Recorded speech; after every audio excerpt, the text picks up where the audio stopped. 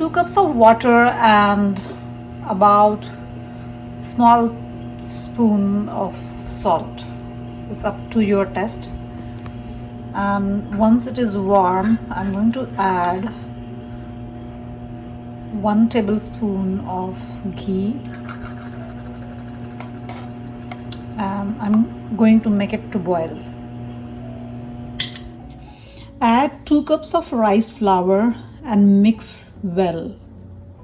Add half measurement of jaggery and add slight couscous and keep stirring till the jaggery is melted and till the coconut is roasted. Okay, you can add little dry fruits or raisins and keep roasting till it is nice golden brown and jaggery is melted.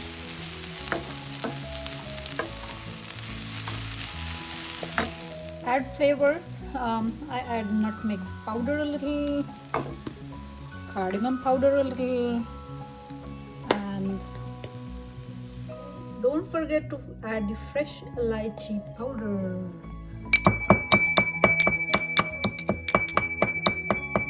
Once the rice flour mixture is nicely steamed, take the portion out and make a soft dough. You may add a little water to it, but make a nice soft sticky dough. It will look like that. Very soft. So in the Instapot, add the water and put this. I'm going to close it and I'm going to start the steam setting. Let's put the modaks in Instapot.